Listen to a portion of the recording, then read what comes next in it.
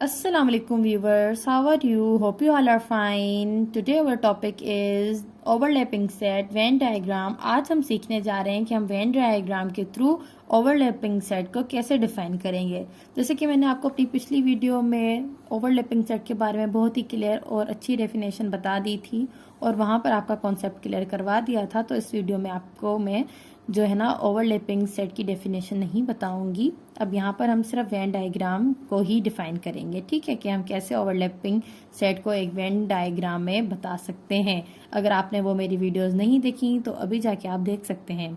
आज हमारे पास यहाँ पर एक एग्जाम्पल दिया गया है, if a is equal to 1 and 2 and b is equal to 2 3 4। अब वेन डायग्राम में क्या होता है, हमारे पास यहाँ पर दो सर्कल्स होते हैं जिनको हम सेट्स में क्या करते हैं, शो करते हैं कि हमारे पास सेट है।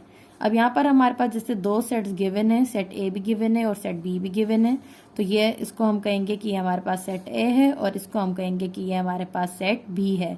जैसे कि मैंने आपको बताया है कि हम ओवरलैपिंग सेट का मतलब क्या होता है। ओवरलैपिंग सेट का मतलब ये होता है कि दोनों ही सेट्स में कम से कम एक चीज हमारे पास कॉमन होनी चाहिए। अब सेट ए में देखिए हमारे पास दो एलिमेंट्स हैं, तो 1 तो इसमें नहीं है, तो इसलिए 1 हम इधर लिखेंगे। अब यहाँ पर भी 2 है और यहाँ पर भी 2 है, मतलब दोनों ही सेट्स में एक जो कॉमन चीज है वो हमारे पास 2 है, तो वो आप इस एरिया में लिखेंगे। और बाकी के जो बी के एलिमेंट्स हैं 3 and 4, वो आप कहाँ पर लिखेंगे, यहाँ पर लिखेंगे। तो यहाँ पर ये हमारे पास वेन डायग्राम का तरीका होता है कि हम कैसे जो है ओवरलैपिंग सेट को इसमें शो कर सकते हैं। अगर इसका आप एक और एग्जाम्पल उठा लें, हम एग्जाम्पल नंबर 2 उठाते हैं। अब जरूरी नहीं है कि आपके पास यही टर्म्स हो, आपके पास हो सकता है सेट ए मिला हुआ हो, A B C D and B आपके पास दिया गया हो C D E and F, और इनका आपने क्या मालूम करके दिखाना है, overlapping set with Venn diagram के साथ। तो आप सबसे पहले दो सर्कल्स ड्रॉ करेंगे, ठीक है। अब दो सर्कल्स में आपने क्या करना है, अब सबसे पहले आप ए के एलिमेंट्स लिखें। पहले आप देखें कि दोनों ही सेट्स में कौन से टर्म्स हैं जो सेम है, मतलब कुछ तो एलिमेंट एटलीस्ट 1। तो आप यहाँ पर एक जो है वो यहाँ पर सिर्फ सी करें, ठीक है, क्योंकि यहाँ पर हमारे पास डेफिनेशन में था एटलीस्ट हमारे पास एक एलिमेंट जो है वो क्या होना चाहिए, सेम होना चाहिए। तो यहाँ पर आप ए लिखेंगे, फिर यहाँ पर आप बी लिखेंगे, और हमारे पास इन दोनों सेट्स में एक कौन सी कॉमन चीज है, वो हमारे पास है सी, तो यहाँ पर हम सी लिखेंगे। उसके बाद हमारे पास यहाँ पर है इसका डी, उसका ई, और हमारे पास है इसका एफ।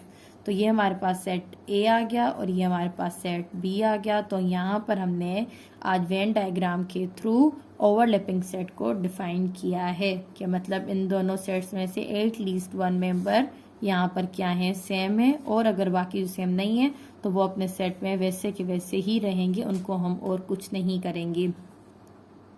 अब यहाँ पर जो हमारे पास दोनों ही सेट्स में देखें आप, यहाँ पर 2 है दोनों में कॉमन, और यहाँ पर सी है दोनों में कॉमन।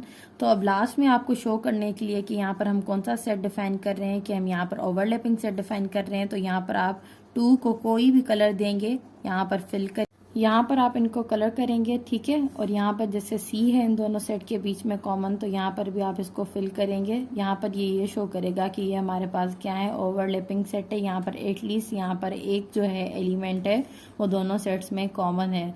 तो आगे मेरी वीडियोस देखने के लिए मेरे चैनल को लाइक एंड सब्सक्राइब कीजिए। थैंक्स।